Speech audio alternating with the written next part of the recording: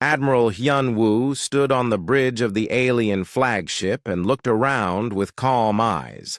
The massive ship was bigger than anything humans had ever built, or so the aliens thought. The walls were made of some strange metal that glowed with a soft blue light. Strange creatures from different worlds walked around, all wearing the same dark uniforms. The leader of the alien fleet was a tall, thin being with 4 arms and skin like old leather. His name was difficult to say, but he called himself High Commander. His voice was deep and rough when he spoke through the translation device. "So you are the leader of this small planet," the High Commander said. He looked down at Hyun-woo like he was looking at an insect. "Your world is now part of our empire. You will give us all your resources and serve our needs." Hyun-woo did not move. His face showed no fear or anger. Behind him stood Captain Ji-ho, a young woman with sharp eyes who watched everything. She had her hand near a small device on her belt. "We came here to talk," Hyun-woo said in a quiet voice. "We want peace between our people." The High Commander laughed. It was a horrible sound that made the other aliens in the room move back. "Talk? Your tiny world has nothing we want except your metals and your people to work for us. You have no choice in this matter." Around the room, other alien officers nodded. They came from different worlds, but they all agreed on one thing. Humans were weak, and their planet was easy to take. Dr. So Young, who stood next to Ji-ho, stepped forward. She was an older woman who had spent her whole life working with ships and the ocean. "You should know something about our world before you make your final choice," she said. "What could your primitive people possibly tell us?" asked another alien. This one looked like a giant insect with too many eyes. "We have watched your world for many years. You fight each other. You pollute your air and water. You are barely able to leave your own planet." Hyun-woo nodded slowly. "That is true. We do have problems.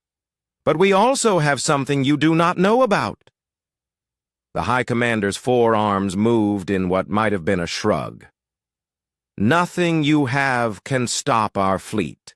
We have 50,000 ships. Each one can destroy your biggest cities in minutes. Your entire world will be ours in one day." 50,000 ships, Hyun-woo repeated. He looked around the room at all the aliens who were so sure of their victory. "That is a large number." "The largest fleet ever assembled," said the insect-like alien with pride. "No world has ever stood against such power." Ji-ho looked at her watch. Then she looked at Hyun-woo and nodded slightly. "You speak of large numbers," Hyun-woo said, "but you have made one mistake." The High Commander leaned forward. His eyes, which were like black stones, focused on the human admiral. "What mistake?" "You thought you knew everything about our world," Hyun-woo said. He reached into his pocket and pulled out a small device. It was no bigger than his hand and looked very simple. "But you only looked at the land." Dr. So Young smiled for the first time since they had come aboard the alien ship. "Our planet is mostly water," she said. "More than 70% of the surface is ocean." "So?" asked the High Commander. "Water cannot stop our weapons." Hyun-woo pressed a button on the small device. Far below, on the planet Earth, lights began to flash in deep ocean trenches. Signals traveled through the water faster than sound. Computers that had been sleeping for decades began to wake up. "You never looked under the water," Hyun-woo said. On the alien ship's main screen, Earth hung like a blue and white ball in space. It looked peaceful and quiet. The alien fleet surrounded it like hunters around a trapped animal. Then something began to change. The first sign was small. On the surface of the Pacific Ocean, the water began to move in strange ways. Waves formed where there should be none. The water started to bubble and foam. "What is happening?" asked the High Commander. He turned to his officers. "Check the sensors." The aliens began working at their strange computers. Numbers and symbols appeared on screens around the room. One of the officers, a creature that looked like it was made of rocks, made a worried sound. "High Commander," the rock creature said. "There is movement in the planet's oceans, large movement." On the screen, the bubbling water began to spread. It was not just in one place now. All around the planet, the oceans began to churn and move. Captain Ji-ho watched the alien faces change, from confidence to confusion. She had seen this before, but only in tests. Never on such a large scale. "You see," Dr. So-young said to the confused aliens, "when your people first visited our world hundreds of years ago, we knew you would come back. We knew that one day someone would want to take our planet from us." The High Commander was not listening to her. He was staring at the screen where Earth's oceans were now moving like boiling water. "What are you doing to your planet?" he demanded. "We are not doing anything to our planet," Hyun-woo said. "We are just waking up." The bubbling water began to rise. At first it looked like underwater mountains were growing. Then shapes began to appear under the foam and waves. Long shapes, dark shapes, shapes that were clearly not natural. "Impossible," whispered the insect-like alien. His many eyes were all focused on the screen. The first ship broke the surface of the Pacific Ocean like a whale coming up for air. But this was no whale. It was a warship longer than the alien flagship and covered in armor that reflected the sunlight like a mirror. Water poured off its sides as it rose higher and higher into the air. Then another ship appeared, and another, and another. The aliens in the room became very quiet. They watched as more and more human ships rose from the depths of Earth's oceans. The ships came up from trenches so deep that sunlight had never touched them. They emerged from underwater, caves and hidden bases that had been built over many generations. "How many?" asked the High Commander in a voice that was barely a whisper. "Would you like to guess?" asked Hyun-woo. The alien computers were working very hard now. Numbers flashed on screens faster than eyes could follow. The rock creature that operated the sensors made sounds of disbelief. "High Commander," it said, "our computers cannot count them all. There are too many." The screen now showed hundreds of human ships floating on the surface of the oceans, but they were still coming. More shapes moved under the water. More bubbles rose to the surface. Dr. So-young looked at the shocked faces of the aliens around her. "We have had a very long time to prepare," she said. "While you thought we were fighting each other and destroying our world, we were also building. We were building and hiding and waiting." The High Commander's forearms shook as he pointed at the screen. "This is not possible. No planet could build so many ships in secret." "You are right," said Hyun-woo. "No planet could build them in secret. That is why we did not keep it secret from each other. Every nation on Earth worked together. Every ocean on our world hides our ships." As if to prove his point, new bubbles began appearing in the Atlantic Ocean, then the Indian Ocean, then the Arctic. Captain Ji-ho checked her watch again. "Admiral," she said, "the first wave is complete." "First wave?" asked the High Commander. Hyun-woo smiled for the first time since he had come aboard the alien ship. "That was just the ships we keep ready for visitors," he said. "Would you like to see the rest?" Commander Taman felt the deck shake beneath his feet as his ship broke through the surface of the Pacific Ocean. Water crashed down around the bridge windows as the massive vessel rose from the depths where it had waited for 40 years. He was young for a commander, only 32 years old, but he had trained his whole life for this moment. "All systems green," reported his officer from the control station. "We are fully surfaced and ready for action." Around them, the ocean was full of human ships doing the same thing. They rose from the water like metal mountains, each one bigger than the aliens thought possible. Tamin could see dozens of ships just from his position, and he knew there were hundreds more that he could not see. Far below in the Mariana Trench, Engineer Hye-jin sat in a control center that had been carved out of the ocean floor itself. The room was filled with screens showing every ocean on Earth. Her fingers moved quickly over the controls as she managed the largest military operation in human history. "Pacific Section 7 is fully deployed," she reported into her headset. "Moving to Section 8. "Copy that," came the voice of General Wu Sung from his command post on land. "Atlantic sections are coming online now. How are the power systems?" Hye-jin checked her readings.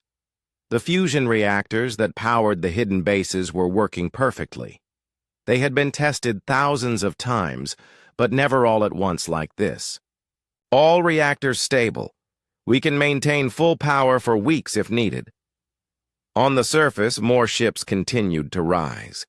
The aliens watching from space could not believe what they were seeing. Each human ship was sleek and deadly looking. They did not look like the clumsy rockets that humans used to send into space. These ships looked like they were built for war. Commander Tae-min opened a communication channel to his fleet. "All ships, this is Tae-min, Formation Delta 7. Prepare for possible combat." The human ships began to move into patterns that the aliens had never seen before. Instead of flying in simple lines like most space fleets, the human ships created complex shapes that shifted and changed. Some ships moved high above the water while others stayed close to the surface.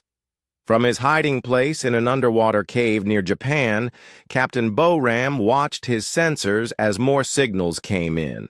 He was in charge of the submarine section, the ships that stayed hidden even when the others rose to the surface. "Sir," said his communications officer, "we have word from Deep Command. The aliens are starting to panic." Boram nodded. That was exactly what they wanted. "Any word on their numbers?" "Their fleet has 50,000 ships, just like we expected. But, sir, our first wave alone has more ships than that." The captain smiled. The humans had planned for this day for over 200 years. Every detail had been thought about. Every possibility had been prepared for.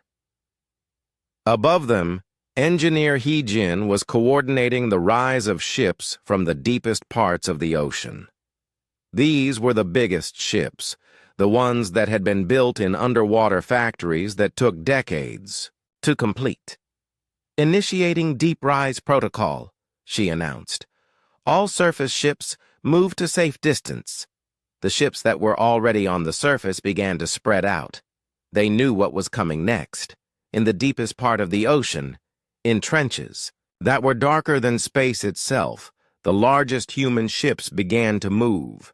These were not just warships. They were floating cities, mobile bases that could support thousands of people for years. The water above them began to bubble and churn like a pot of boiling soup.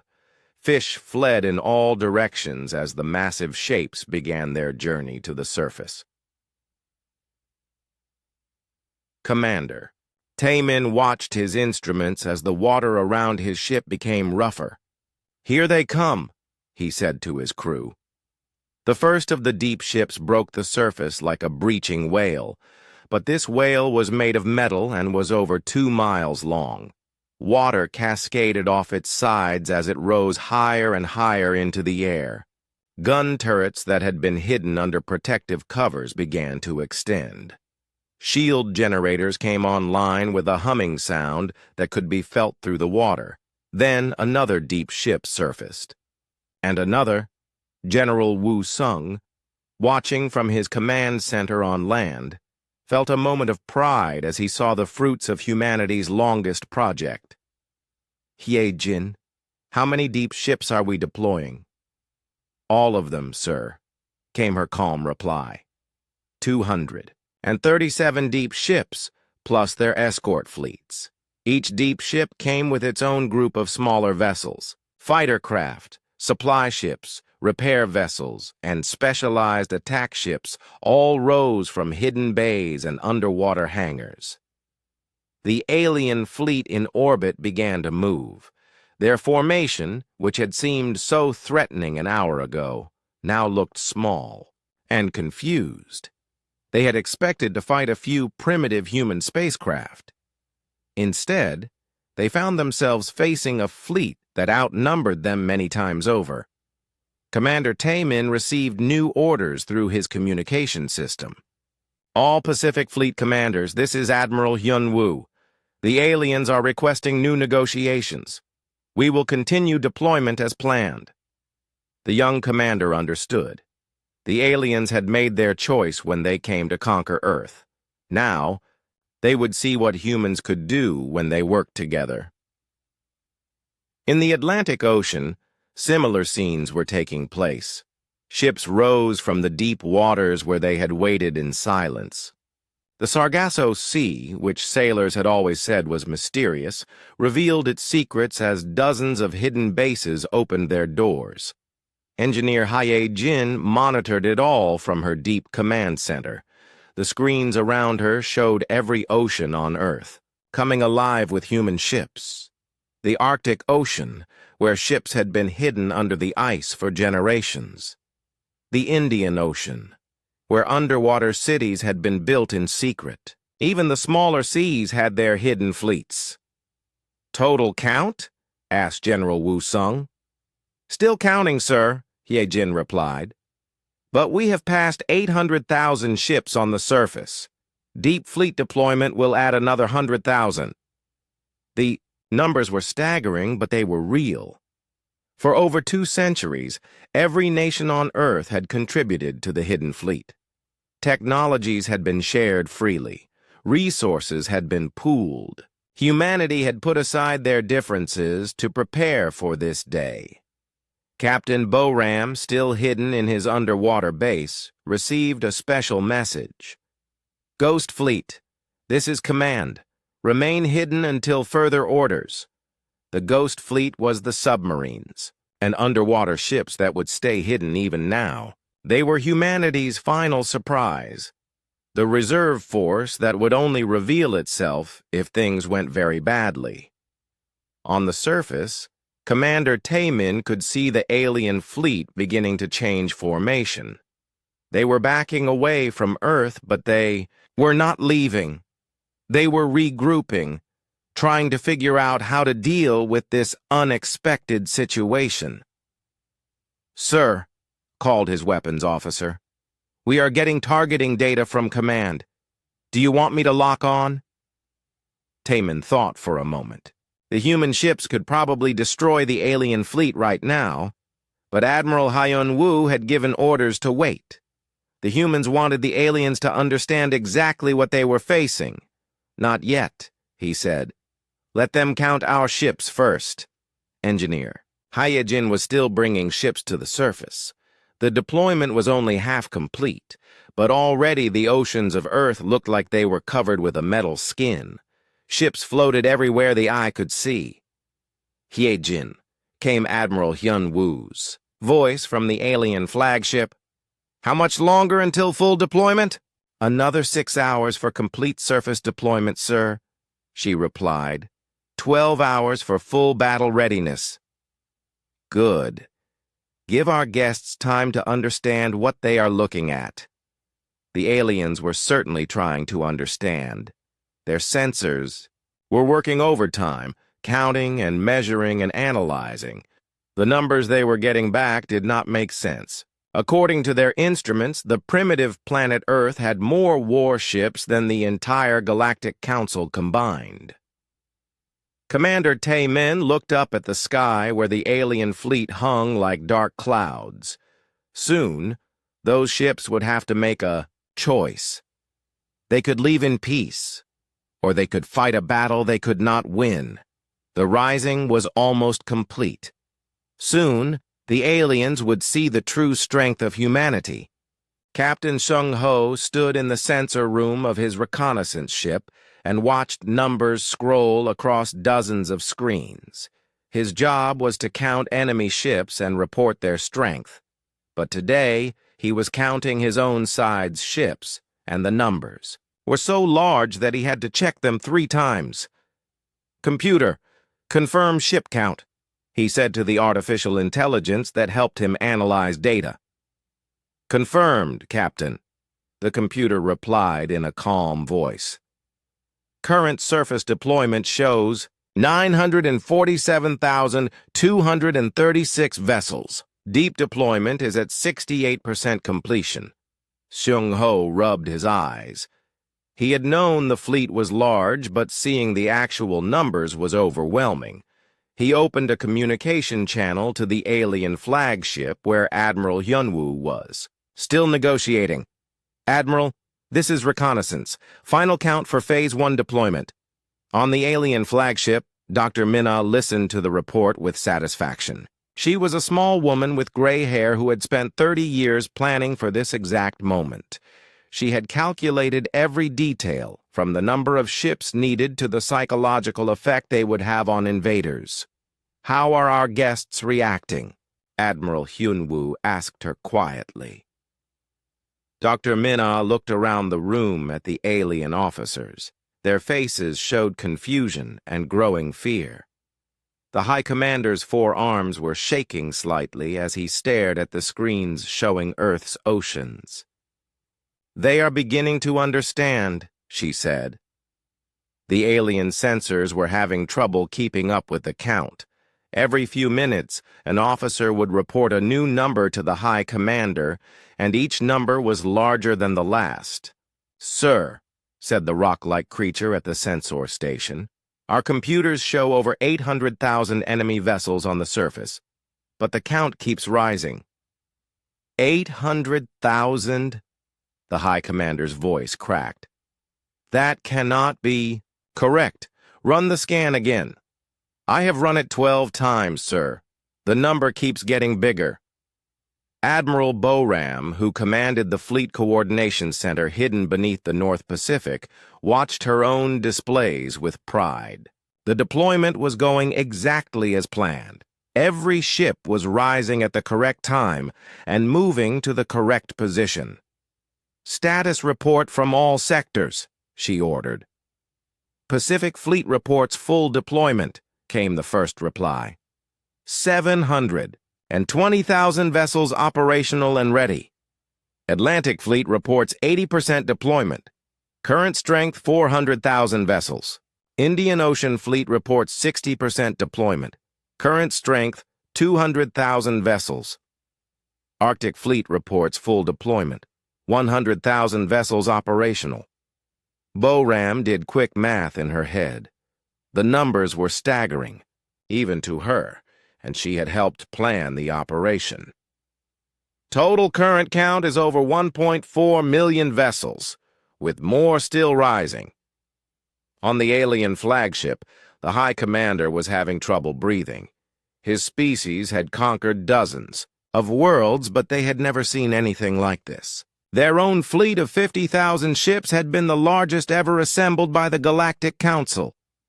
"This is impossible," he said for the 10th time.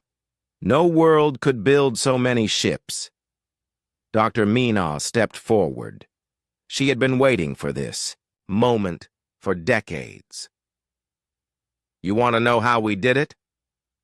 "I will tell you." The aliens turned to look at her.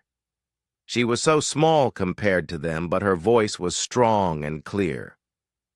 250 years ago, your people first visited our world. she began. "You thought we did not see you, but we did. We watched your ships in our sky. We studied your technology. And we knew that someday you would come back to take our world from us." The insect-like alien made a chittering sound. "Impossible. Our scouts were invisible to your primitive sensors." "Your scouts were invisible to the sensors we let you see," Dr. Minna corrected. "But we had already built much better sensors. We hid them in the deep ocean where you never thought to look." She walked over to the main screen and pointed at Earth. "You see a world covered mostly by water. We see the perfect hiding place. Your people come from dry worlds. You think of water as empty space, but under our oceans, we built cities, we built factories, we built shipyards." Captain Sung Ho, still monitoring from his reconnaissance ship, received new data from the deep deployment teams. "Admiral, deep. Fleet emergence is accelerating.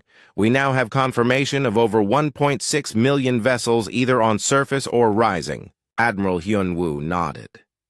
"Dr. Minna, please continue your explanation. I think our guests are very interested." The gray-haired woman smiled. "Every nation on Earth contributed to the fleet. Countries that had been enemies for centuries worked together. We shared technology, resources, and knowledge. Your threat united us in a way nothing else could." "But the resources," protested the High Commander. "Building so many ships would require the metals of entire planets." "You are right," Dr. Minna agreed. "It did require enormous resources. That is why we mined asteroids. That is why we built factories in space that you never detected. That is why we recycled every piece of metal on our planet. For 2.5 centuries, every human being worked toward one goal: being ready for you." The alien officers looked at each other in confusion and fear. They had studied human history and saw only wars and conflicts.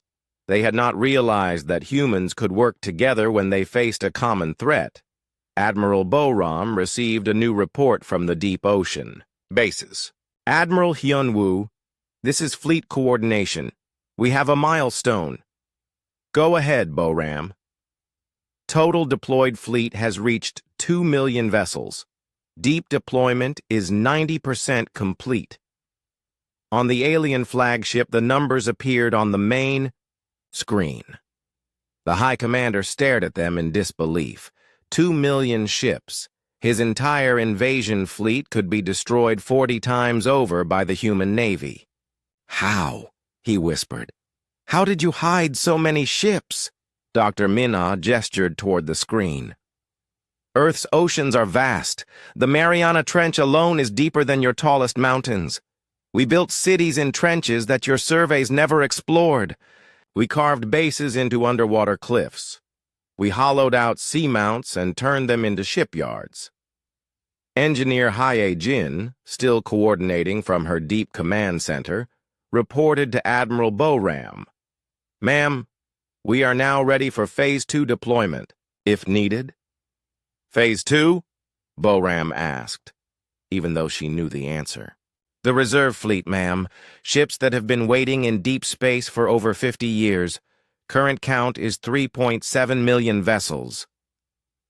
Boram decided not to mention Phase 2 yet. The aliens were already overwhelmed by what they could. "See?" Captain Sung-ho updated his count again. "Admiral, final surface deployment shows 2.2 million vessels now operational. All ships report ready for combat." The High Commander's legs gave out and he sat down heavily in his command chair. His species had ruled a dozen star systems, but they had never faced anything like this. The humans had not just prepared for invasion. They had prepared to dominate any force that threatened them. "Your fleet," he said weakly, "it is larger than all the navies of the Galactic Council combined." "Yes," said Admiral Hyun-woo simply. "We know. We have been watching your council for a very long time. We know exactly how many ships each member species has. We built our fleet to be larger than all of them together." Dr. Minna opened a small tablet and showed the aliens a chart. "Your Vextar Empire has the largest fleet in the Council, 37,000 ships. The Rigelian Republic has 29,000. The Centauri Alliance has 18,000. We studied all of them." The aliens stared at the chart. It showed detailed information about every major fleet in the galaxy, information that should have been secret. "We also studied your tactics," Dr. Minna continued. "Your strategies, your weaknesses. We know how each of your species fights. We know what weapons you use. We know how to defeat all of you." The High Commander looked around at his officers. They were all staring at the humans with new respect and fear. These were not the primitive beings they had expected to conquer. These were predators who had been waiting patiently for prey to come to them. "What do you want?" he asked finally. Admiral Hyun-woo looked out at the ocean full of human ships. 2 million vessels floated on the surface, with millions more waiting in the depths of space. It was the largest military force ever assembled by any species in the known galaxy. "We want you to leave," he said calmly. "We want you to tell your Galactic Council that Earth is not available for conquest, and we want you to spread the word that humans are no longer hiding." The High Commander nodded slowly. He understood now that his invasion fleet had not come to conquer a primitive world. They had flown into a trap set by the most dangerous species in the galaxy. Lieutenant Dong Hyun stood at the shield control station aboard the human battleship Soul's Pride and watched the alien fleet above with calm eyes. He was 28 years old and had trained for 8 years to operate the most advanced defensive systems ever built by humans. Today, he would show the galaxy what human engineering could accomplish. "Sir," he reported to his captain, "alien fleet is moving into attack formation. They appear to be preparing to test our defenses." Captain Minseo nodded from her command chair. She had expected this. The aliens were confused and frightened by the size of the human fleet, but they still believed their technology was superior. They were about to learn otherwise. "All ships, this is Minseo," she broadcast to the human fleet. "Prepare for demonstration protocol. Lieutenant Dong Hyun, bring shields to full power." Dong Hyun's fingers moved across his control panel like a pianist playing a complex song. Around the battleship, the air began to shimmer as energy fields came online. The shield technology was based on principles that humans had discovered while studying alien equipment that had crashed on Earth decades ago. But human engineers had improved it far beyond anything the aliens had ever built. "Shields at maximum strength, Captain," Dong Hyun reported. "We are ready for anything they can throw at us." Far below, in an underwater laboratory, engineer Young-ho monitored the quantum drive systems that powered the human fleet. He was a quiet man who had spent his entire career working with engines that most humans could not even understand. Today, his life's work would change the balance of power in the galaxy. "All drives showing green," he reported to Admiral Boram at Fleet Coordination. "We can move the entire surface fleet anywhere in the solar system within minutes." "Copy that." "Young-ho," Boram replied. "Stand by for possible tactical repositioning." The alien fleet had spread out into what they thought was an effective attack formation. The High Commander had decided to test human defenses with a limited strike. If human shields were as primitive as he expected, his fleet could destroy them quickly and return to the original plan of conquest. "Fire," ordered the High Commander. Energy beams lanced down from orbit toward the human ships. The aliens had used these weapons to destroy the defenses of dozens of worlds. The beams were hot enough to melt mountains and powerful enough to crack planets. Lieutenant Dong Hyun watched the alien weapons approach on his sensors. "Contact in 3 seconds," he announced calmly. "All defensive systems activated. The alien." Energy beams struck the human shields and simply disappeared. The deadly weapons that had destroyed countless civilizations were absorbed completely by the shimmering energy fields around the human ships. Not even a spark reached the hulls. "Impossible," breathed the High Commander as he watched his most powerful weapons have no effect at all. On the human flagship, Dr. Minna smiled. "Lieutenant Dong Hyun, please show our guests how our shields work." Dong Hyun activated a special program he had written. Instead of just absorbing the alien energy, the human shields began to glow brighter. The absorbed energy was being converted and stored. "Alien energy weapons are powered by fusion reactions," Dong Hyun explained to the aliens through the communication system. "Our shields do not just stop the energy. They absorb it and add it to our own power systems. Thank you for charging our batteries." The aliens fired again, this time with everything they had. Hundreds of energy beams struck the human fleet from every direction. The human shields glowed like small suns as they absorbed the massive attack, but none of the ships were damaged. Commander Yoonji, who was in charge of weapon systems for the Pacific Fleet, received new orders from Admiral Hyun-woo. "Demonstrate our offensive capabilities, but do not destroy any alien ships yet." "Understood, Admiral," Yoonji replied. She was a veteran of many training exercises, but this was her first real combat situation. She felt honored to be the first human to fire weapons at an alien invasion force. The human ships had been designed to use many different types of weapons. Some fired energy beams like the aliens used, but much more powerful. Others used projectile, weapons that could punch through any known armor. The most advanced ships had weapons that could bend space itself to destroy targets. "Target the alien flagship's secondary weapons array," Yoonji ordered. "Minimum power setting. We want to disable, not destroy." A single beam of blue light shot up from the human fleet toward the alien flagship.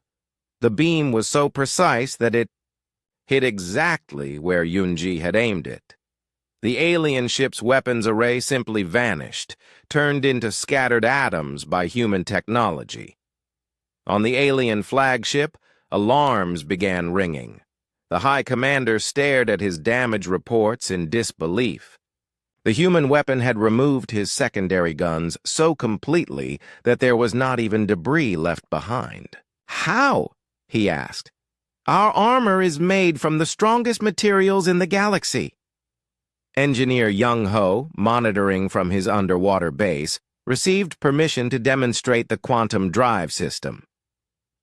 "All ships prepare for tactical jump," he announced. The alien fleet watched in confusion as the human ships began to shimmer and fade. Then, in the blink of an eye, every human ship disappeared from the ocean's surface. For a moment, the aliens thought the humans had retreated. Then their sensors detected the human fleet again. The ships had not retreated. They had moved to positions all around the alien fleet in perfect formation. Ships that had been floating on Earth's oceans were now in space, surrounding the invaders.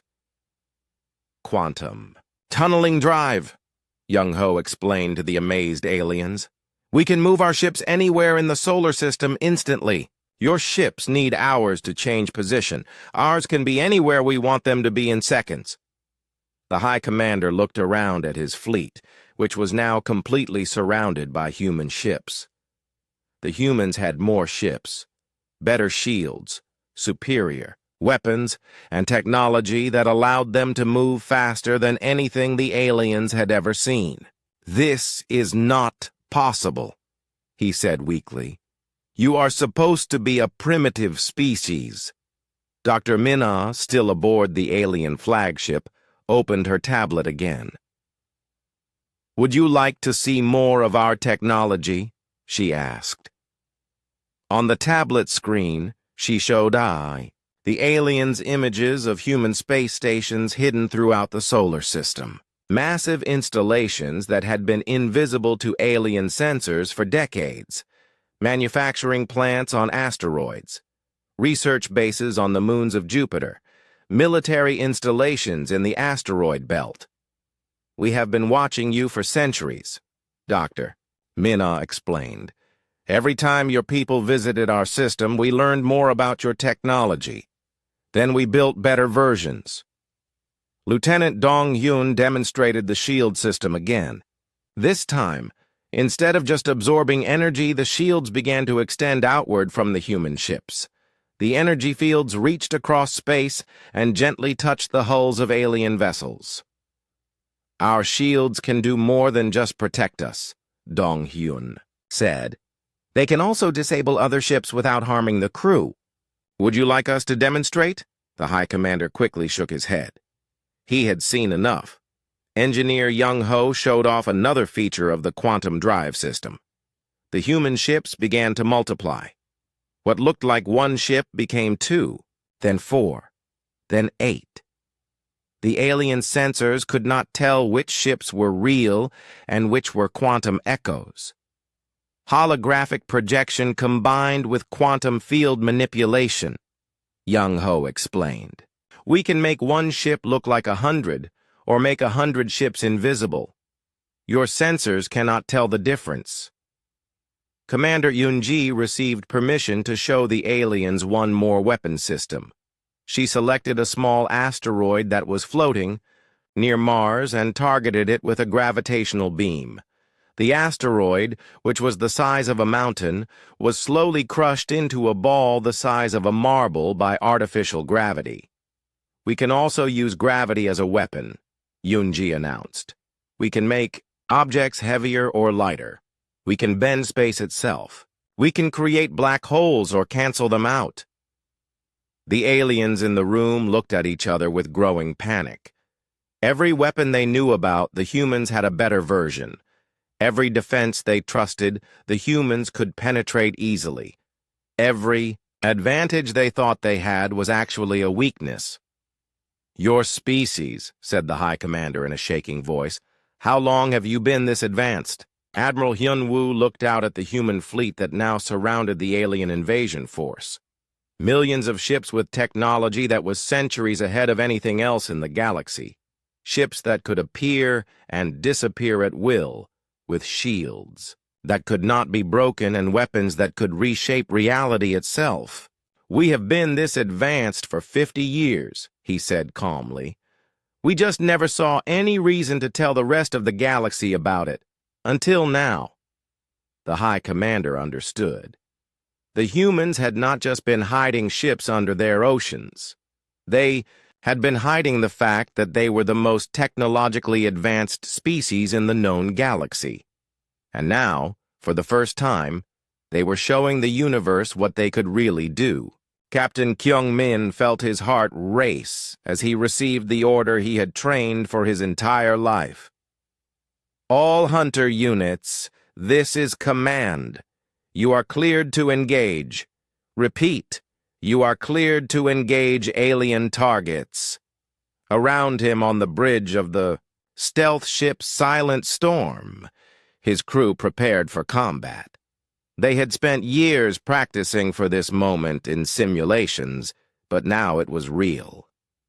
The alien fleet hung in space above Earth like sitting ducks, completely unaware that human hunter-killer squadrons were already moving into position around them. "Stealth systems at maximum," reported his navigator, Lieutenant Hai Wan. She was the best pilot in the human fleet, able to fly ships through space with precision that made computers jealous. "We are invisible to their sensors." Kyung-min nodded and opened a channel to his squadron. "All units, this is Kyung-min. Remember your training. We strike fast, we strike hard, and we disappear before they know what hit them. Target the escort ships first. Leave the big ships for the heavy units.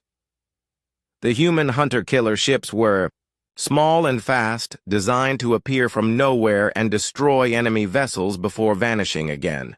Each ship carried weapons that could punch through any armor and engines that could outrun anything the aliens had. Admiral Jae-sung watched the battle develop from his command center, hidden inside an asteroid in the belt between Mars and Jupiter. He was in charge of coordinating the three-dimensional battlefield, managing millions of human ships spread across the entire solar system. Hunter squadrons are in position, he reported to Admiral Hyun-woo. Heavy assault groups are standing by. Deep space reserves are ready to deploy. Begin the hunt, Hyun-woo replied. The first alien ship to die never saw its killer. Lieutenant Haewon's fighter appeared out of quantum stealth directly behind an alien destroyer, fired once with a gravitational pulse weapon, and disappeared again. The alien ship was crushed into a ball of twisted metal in less than a second. First, kill confirmed, Haewon reported calmly. Moving to next target. All around the alien fleet, similar attacks began happening. Human ships appeared from empty space, struck with devastating precision, and vanished before the aliens could respond. The invaders' sensors showed explosions and destruction, but they could not see the attackers. Captain Kyung-min watched his tactical display as alien ships began disappearing from the formation. His squadron had destroyed 12 enemy vessels in the first 2 minutes of combat, and the aliens still did not know where the attacks were coming from. "Sir," called his weapons officer, "the aliens are trying to form a defensive circle. Should we break it up?" "Negative," Kyung-min replied. "Let them bunch up. It will make them easier targets for the heavy ships." The alien high commander screamed orders at his officers as his fleet came under attack from invisible enemies. "Find them! Use all sensors! They must be somewhere!" But the human stealth technology was too advanced. The quantum field generators made the human ships exist in a slightly different dimension, invisible to any sensors the aliens possessed. They could attack at will while remaining completely hidden. Admiral Jae-sung coordinated the battle from his asteroid base. His screens showed the positions of every human ship and every alien target. The battle was going exactly as planned. "Phase 2, initiate," he ordered. Across the solar system, larger human ships began to move. These were not the small hunter-killers, but massive battleships and cruisers that had been hiding behind moons and asteroids for decades.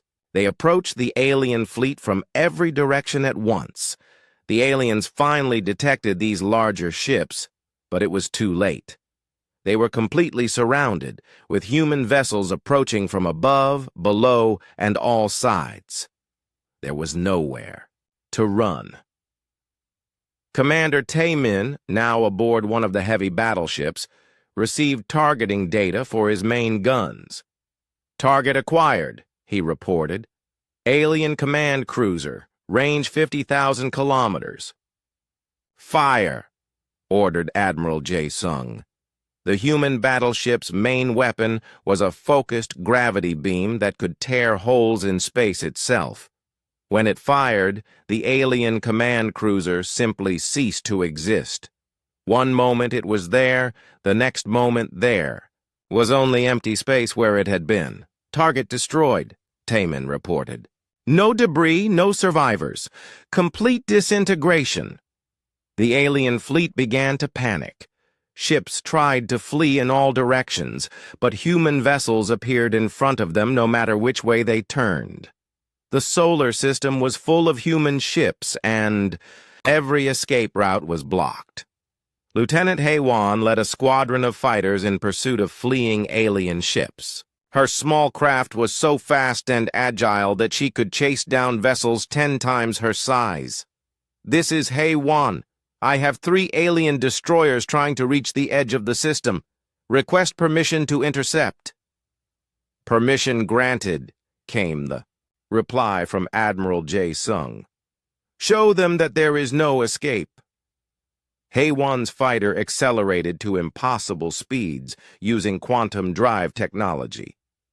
She caught up with the fleeing alien ships in minutes and began picking them off one by one. Her weapons were so precise that she could target specific systems on enemy ships, disabling them without destroying them completely. "Alien ships disabled," she reported. "They are dead in space, but crews are alive. This was part of the human strategy. They wanted some aliens to survive so they could tell the rest of the galaxy what had happened here. Fear was a weapon too, and news of humanity's power would spread faster than any fleet." Captain Kyung-min received new orders from command. "Kyung-min, we have detected alien ships trying to send messages to their homeworlds. Intercept and jam all communications." "Copy that," Kyung-min replied. He turned to his communications officer. "Activate signal jamming. No alien transmissions leave this system." The humans had thought of everything. The aliens would not be able to call for help or warn their people about what was happening. The human fleet would decide when and how the galaxy learned about this battle. Admiral J. Sung watched his tactical display as the alien fleet was systematically destroyed. In less than 1 hour, the invasion force that had seemed so threatening was reduced to scattered debris and a few disabled ships. "Casualty report?" he requested. "Human casualties, 0, came the reply. "Alien casualties, 47,000 ships destroyed, 3,000 ships disabled. Approximately 2 million alien personnel killed, 500,000 captured." The numbers were staggering. The entire alien invasion fleet had been wiped out without the loss of a single human life. It was the most one-sided battle in the history of space warfare. On the alien flagship, the High Commander sat in his command chair and stared at the empty space where his fleet used to be. Around him, his officers were either dead or unconscious. The ship's systems were completely disabled by human weapons that had left the hull intact but destroyed every piece of electronics aboard. Admiral Hyun-woo stood before him, no longer a prisoner but clearly the victor. "Your fleet is gone," he said simply. "Your invasion has failed. Now you have a choice." The High Commander looked up with eyes full of fear and defeat. "What choice?" "You can die here with your ship, or you can return to your people and tell them what you have seen. Tell them that Earth is protected by the most powerful fleet in the galaxy. Tell them that humans are not to be trifled with." The alien leader nodded slowly. He understood that he was being allowed to live for a reason. He would be a messenger, carrying news of humanity's power to the rest of the galaxy. Lieutenant HFY flew her fighter through the debris field that had once been the alien fleet. Her sensors detected escape pods and disabled ships scattered throughout the area. The human fleet was already beginning rescue operations, saving alien survivors who would become prisoners of war. "This is HFY," she reported. "Battlefield is secure. All alien resistance has ended." Admiral J. Sung looked at his displays one final time. The solar system was once again under complete human control. The invasion was over, and humanity had revealed its true strength to the galaxy. "All units, this is J. Sung," he broadcast to the entire human fleet. "Stand down from combat status, maintain patrol formations, the hunt is complete." Captain Kyung-min brought his stealth ship out of quantum hiding for the first time since the battle began. Around him, millions of human vessels did the same, appearing from nowhere like ghosts becoming solid. The alien survivors who witnessed this final revelation understood the true scope of what they had faced. They had not just fought a large fleet. They had fought an entire civilization that had been preparing for war for centuries, and that civilization had been toying with them from the very beginning. The hunt was over. The galaxy would never be the same. Dr. Chang Ho sat in the communications center aboard the human flagship and prepared to conduct the most important psychological operation in galactic history. He was a specialist in alien minds, having studied dozens of different species for over 20 years. Today, he would use that knowledge to break the spirit of Earth's would-be conquerors. All human ships. This is Chang Ho, he broadcast on the Fleet Command frequency. Prepare to transmit Operation Mindbreak.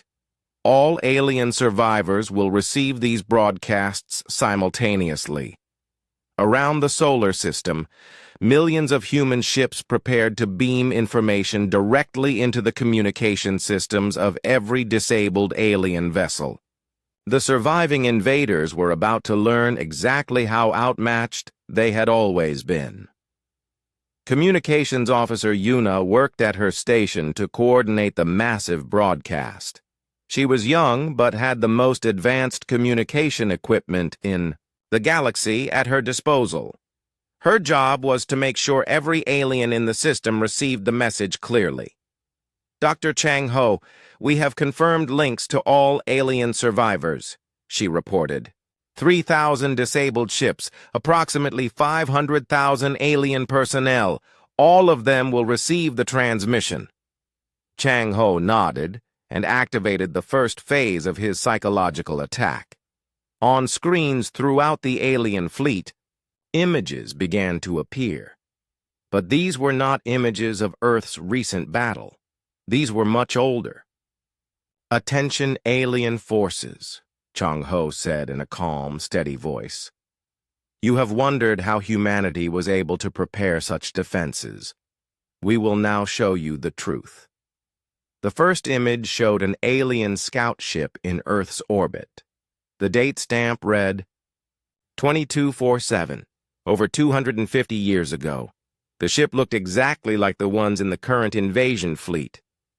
Your first scout mission to Earth, Chang Ho explained. You thought you were invisible to us. You were wrong. The next image showed the same scout ship, but this time it was clearly being observed by human sensors hidden on the far side of Earth's moon. The humans had been watching the aliens from the very beginning. Commander In-Ho, who managed deep space operations from a hidden base in the Kuiper Belt, added his own transmissions to the broadcast. His job was to show the aliens just how thoroughly they had been observed over the centuries. We have recordings of every alien visit to our solar system for the past 300 years, In-Ho announced. Every ship, every scan, every communication. We have been studying you longer than you have existed as a unified fleet. The broadcasts showed image after image of alien ships being secretly recorded by human observation posts. Ships landing on remote planets to gather resources. Ships meeting in deep space to plan attacks on other worlds. Ships returning to their home systems with stolen technology and enslaved populations. You see, Dr. Chang Ho continued, we know everything about you, your tactics, your strategies, your weaknesses. We have watched you conquer dozens of worlds, and we learned from every battle. The psychological impact on the alien survivors was immediate and devastating. Many had believed their people were the most advanced in the galaxy. Now they learned that a primitive species had been watching and studying them for centuries. Without being detected, Yuna transmitted the next phase of the operation. Now broadcasting deep space surveillance recordings, she announced. On alien screens, new images appeared. These showed human observation posts that had been hidden throughout the galaxy for decades. Space stations disguised as asteroids. Monitoring. Satellites that looked like space debris. Entire human colonies on planets the aliens thought were uninhabited. Human presence in the Vegan system established 2387, Chang Ho narrated as images of a human base appeared. Population, 50,000. Duration of observation of vegan military, 40 years. The aliens watched in horror as the broadcasts revealed human bases in their own territories, bases that had been there for generations, watching and recording everything. Human presence in the Rigelian trade routes, established 2341. We have complete records of all Rigelian fleet movements for the past 60 years. Human Research Station in the Centauri Nebula, established 2356. We have been monitoring Centauri Alliance communications and have copies of all their military plans. One by one, Dr. Chang Ho revealed human observation posts throughout alien space. The invaders realized that humanity had not just been preparing to defend Earth. They had been studying the entire galactic civilization from the inside. Commander In-Ho added technical details that made the revelations even more disturbing. Our deep space monitoring network consists of over 12,000 hidden installations. We have complete sensor coverage of all major space lanes in this part of the galaxy. The alien High Commander, still trapped aboard his disabled flagship, watched the broadcasts with growing despair. His species had ruled multiple star systems for centuries, but humans had been watching them the entire time without being detected. "How?" he whispered to Admiral Hyun-woo, who stood nearby. "How did you hide so many installations in our own territory?" "We did not hide them," Hyun-woo replied. "We hid them in plain sight. Your people see asteroids and space debris.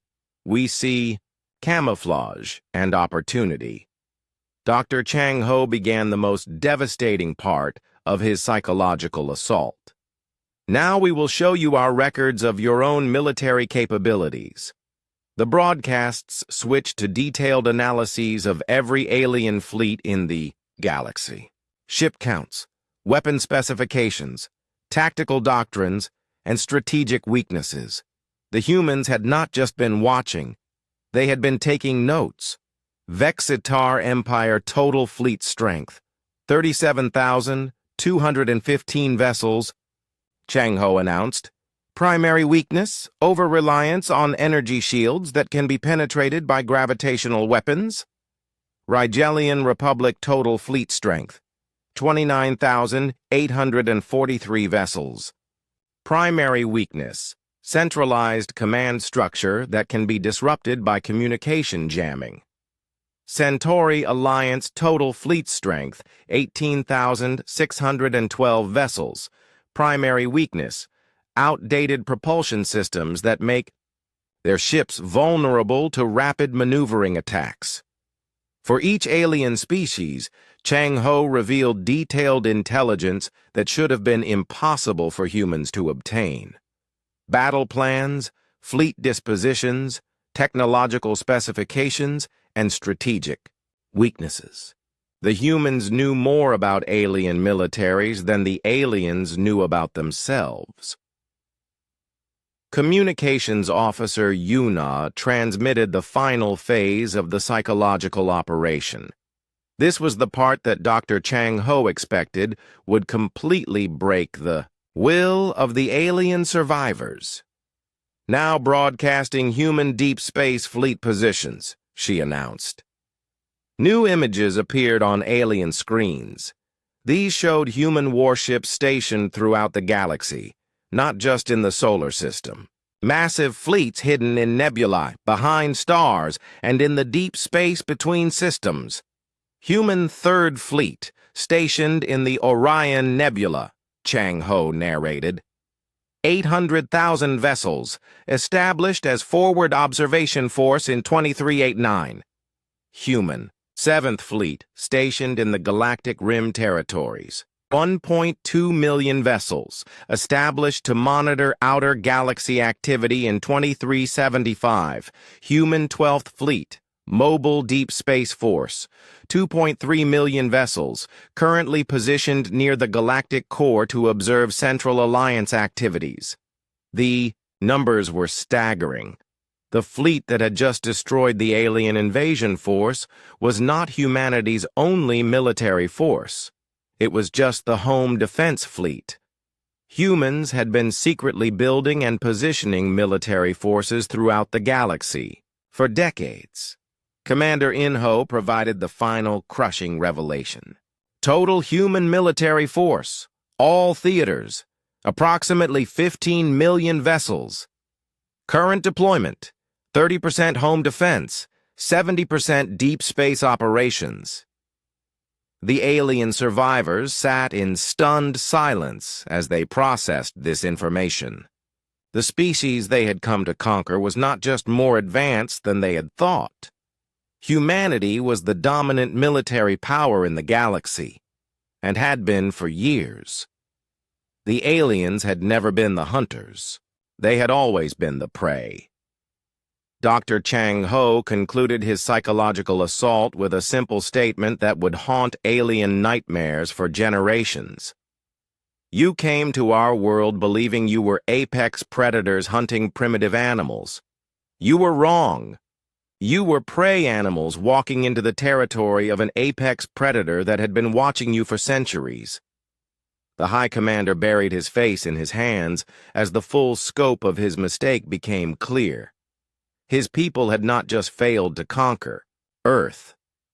They had revealed themselves to a species that was already planning to conquer them. Admiral Hyun-woo looked at the broken alien leader with something that might have been pity. Now you understand, he said quietly. We have been ready for this war since before you were born. We have been ready for any war that might come to our galaxy. The question now is whether you will help us prevent that war or become its first casualty. Communications Officer Yuna closed the transmission channels as the psychological operation came to an end. The alien survivors now knew the truth about humanity's place in the galaxy.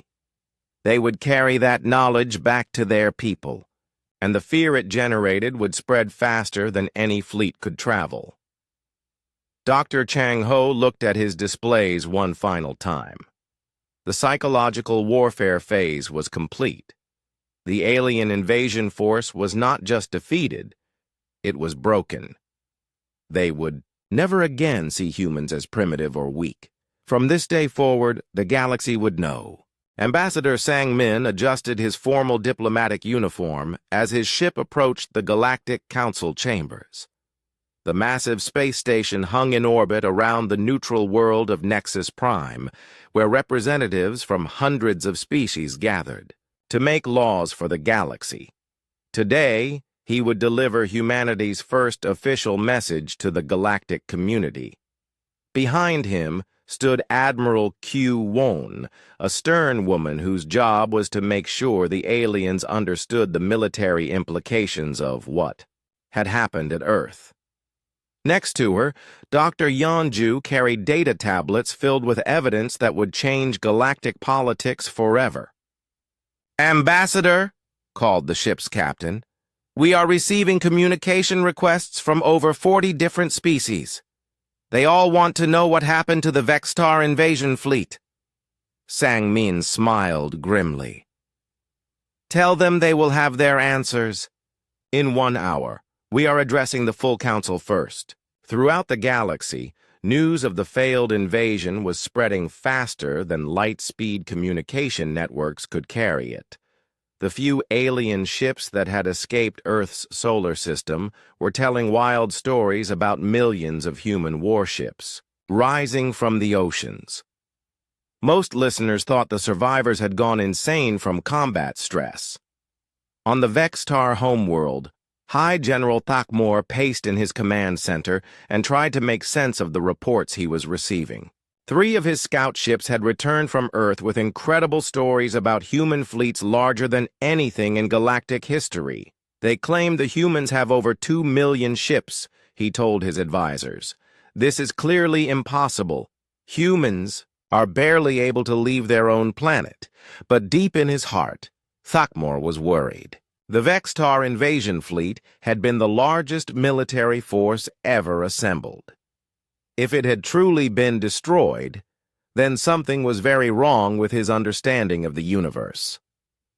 In the Rigelian Republic, President Veltara received a communication from one of her intelligence officers that made her blood run cold.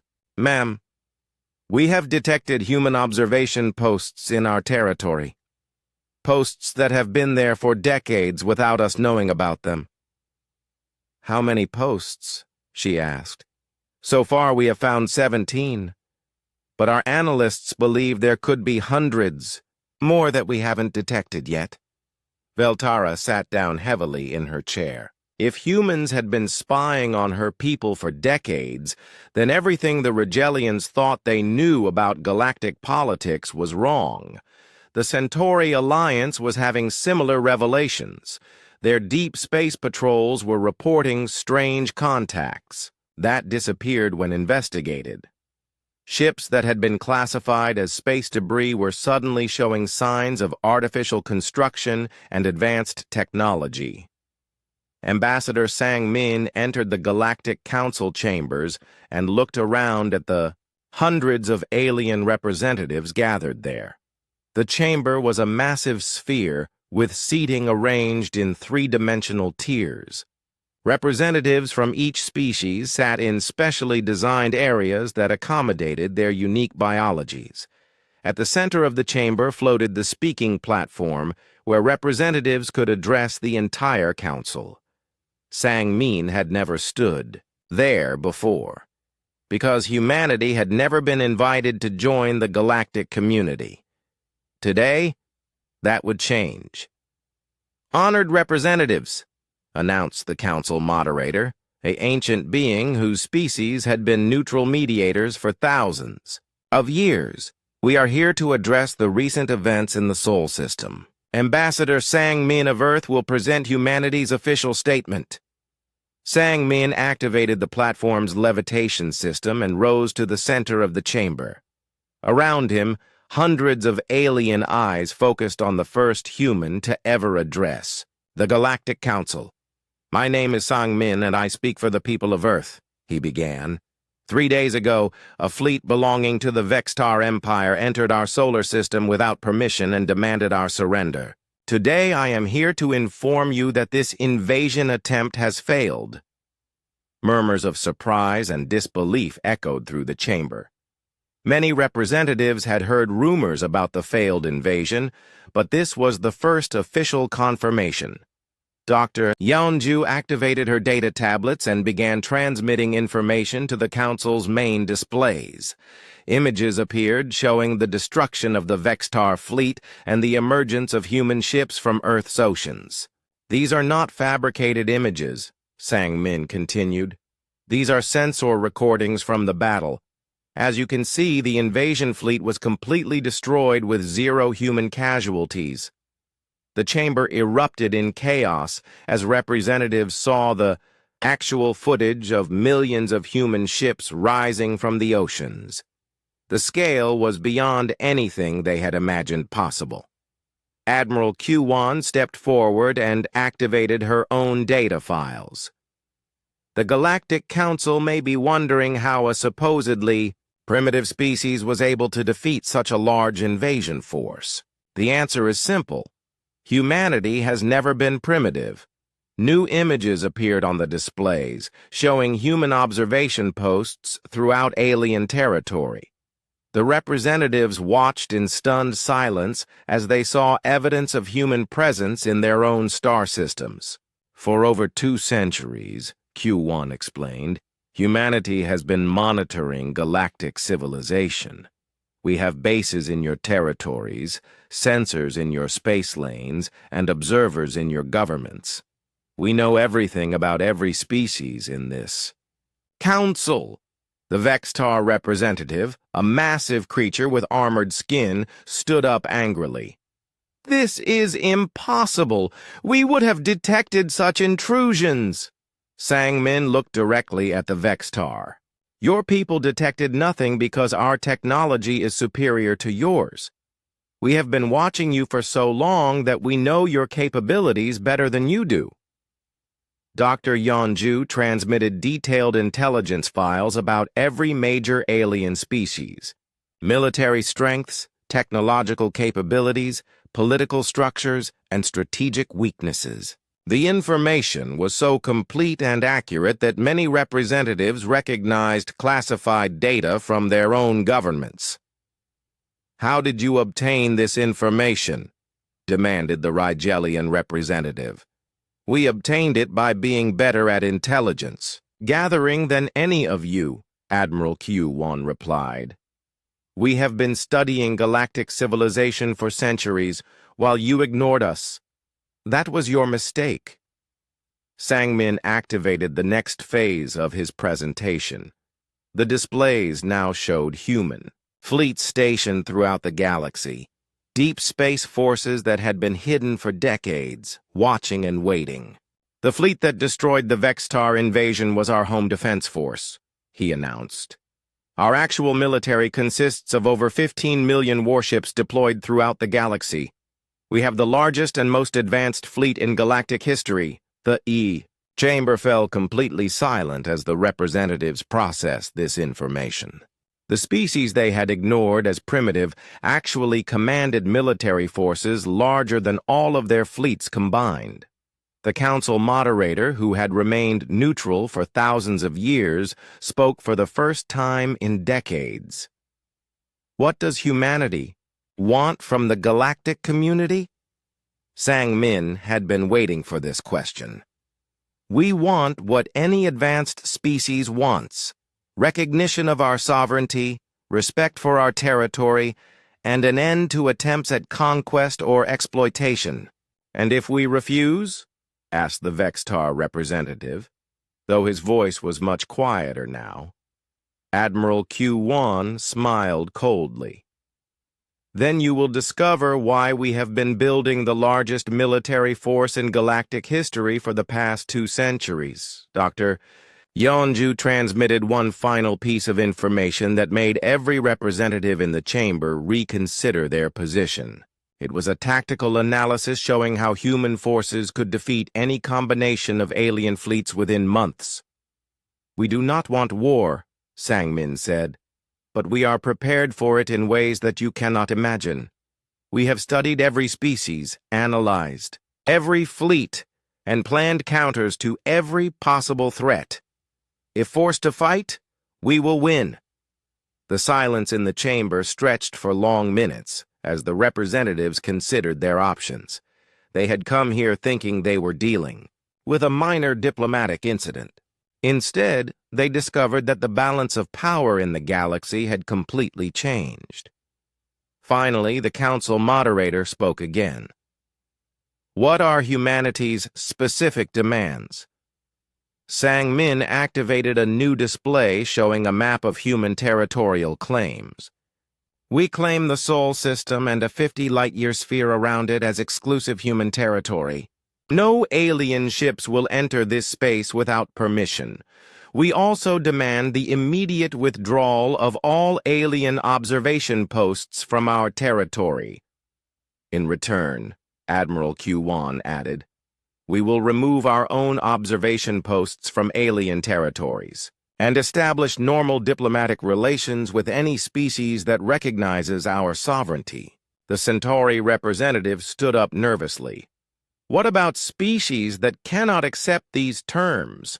Dr. Yeonju answered by displaying tactical simulations of human fleets attacking various alien homeworlds.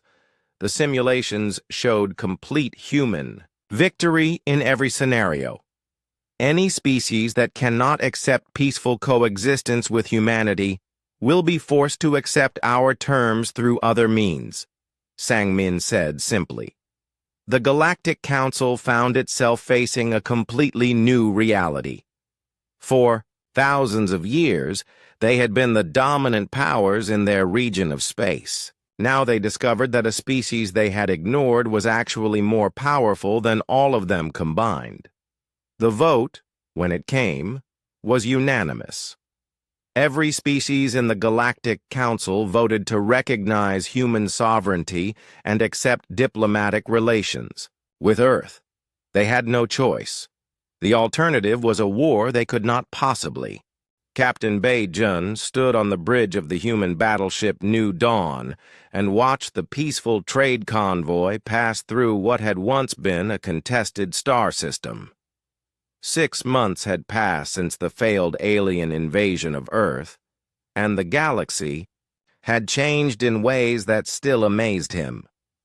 "Captain," reported his communications officer, "we are receiving a request for escort from a Rigelian merchant fleet. They report possible pirate activity in the next system." Bei-jun nodded. "Inform them that we will provide escort. Set course for the jump point." It still felt strange to him that former enemies now asked humans for protection. The same species that had once planned to conquer Earth now begged humanity for help against threats they could not handle alone. On Earth, Admiral Nam-gyu sat in the orbital command station that had become the center of galactic peacekeeping operations. His office overlooked the blue planet that had once seemed helpless against alien invasion. Now, that same planet was the headquarters for the most powerful military force in known space. "Admiral," called his aide, Commander So-min, "we have reports from all sectors. Human peacekeeping fleets have resolved conflicts in 12 systems this week. No major battles were required." Nam-gyu smiled.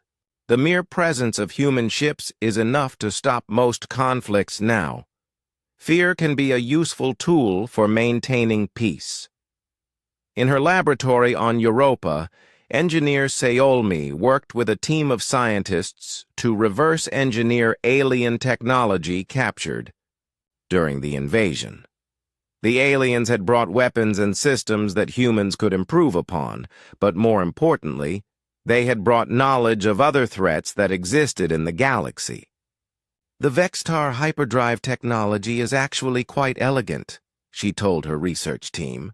"If we combine it with our quantum tunnel drives, we could reduce travel time between star systems by 60%. Her assistant, Dr. Min-ho, looked up from his analysis station. "What about the Rigelian shield generators? Could we adapt those to our defensive systems?" "Already working on it," Seolmi replied. "But honestly, their technology is about 50 years behind ours. We might learn more by studying why they built things the way they did rather than copying their designs." The research division had been busy since the invasion. Humans were discovering that their technology was not just superior to what the aliens used in battle, it was superior to everything the aliens had. Decades of secret development had given humanity advantages that other species could not match. Captain Bei-jun's ship arrived at the coordinates where the Rigelian merchants were waiting. The convoy consisted of 12 cargo ships that looked tiny next to his battleship. The merchants had once been part of a proud military empire. Now they were grateful for human protection. "This is Captain Bei-jun of the human vessel New Dawn," he broadcast. "We are here to provide escort as requested." The Rigelian convoy leader responded immediately. "Thank you, Captain. We have reports of Sekthari raiders in the Vega system. Our cargo is valuable and we cannot defend ourselves." Bei-jun had studied the Sekthari in military briefings. They were a violent species that had been raiding peaceful traders for centuries. The old Galactic Council had been too weak to stop them, but that was about to change. "Understood," Bei-jun replied. "Form up behind my ship. We will deal with any raiders we encounter." The human fleet had spent 6 months establishing patrol routes throughout the galaxy. Wherever human ships appeared, pirates and raiders found new careers or disappeared entirely. The galaxy was becoming a more peaceful place simply because humanity had decided to make it so. Admiral Nam-gyu received reports from human fleets across known space. The numbers were impressive and growing more so each month. Sector 7 reports. Successful mediation of the Andromedan border dispute, Commander Soman announced. Both sides have agreed to human arbitration of their territorial claims. Sector 12 has eliminated the last Korthak pirate base. The trade routes are now completely secure. Sector 15 reports that the Zantani Republic has requested membership in the Human Protection Zone. They are willing to follow all our regulations in exchange for security guarantees. Nam Gyu marked each report on his galactic map. The areas under human protection were growing steadily as more species realized the benefits of cooperation with Earth. Peace was more profitable than war, and human military power made peace possible. Engineer. Xiaomi made a discovery that would change galactic technology forever. While studying captured alien computers, she found references to something called the Void Runners, a mysterious species that had disappeared from the galaxy thousands of years ago.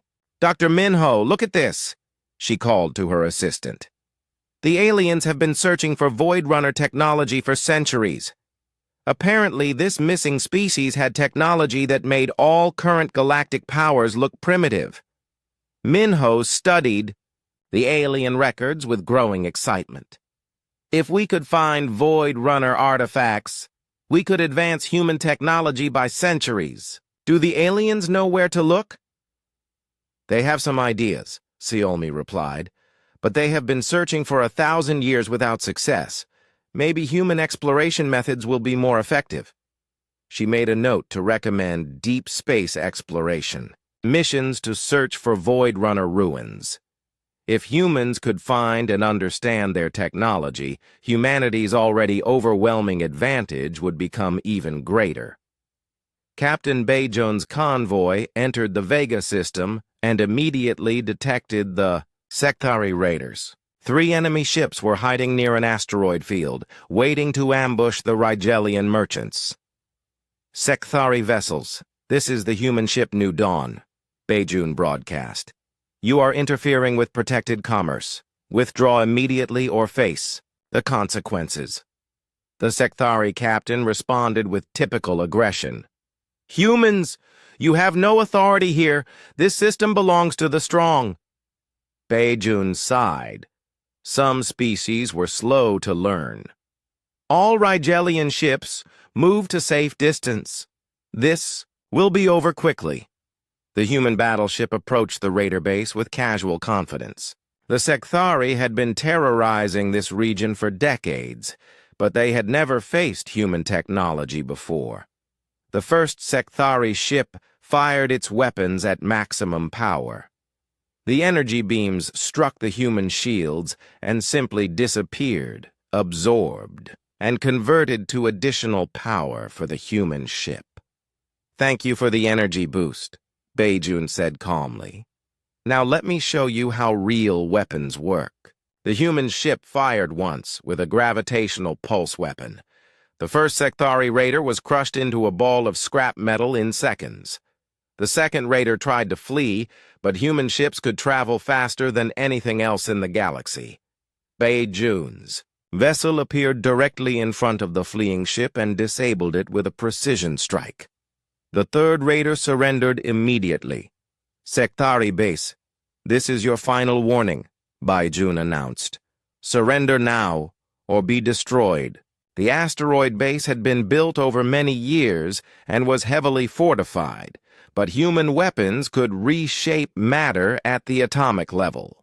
One shot from the New Dawn's main gun turned the asteroid fortress into harmless space dust. "Rigelian convoy, this is Bajun. The threat has been eliminated. You may proceed on your course." The grateful Rigelian merchants continued their journey under human protection. Word of the encounter would spread throughout the galaxy, adding to humanity's growing reputation as peacekeepers who could not be challenged. On Earth, Admiral Nam Gyu received a special communication from deep space exploration teams. The news was extraordinary. "Admiral," reported Captain Yu Jin from the exploration vessel Star Seeker, "we have found something incredible. We discovered a Void Runner facility in the Outer Rim, completely intact." Namgyu leaned forward in his chair. "Intact? After thousands of years?" "Yes, sir. The technology is so advanced that it has maintained itself automatically. We are requesting permission to begin detailed study." This was the breakthrough that Engineer Seolmi had hoped for. If humans could understand Void Runner technology, they could advance their civilization by thousands of years in just decades. "Permission. Granted," Namgyu replied. "Establish a research base and begin full analysis. This has highest priority."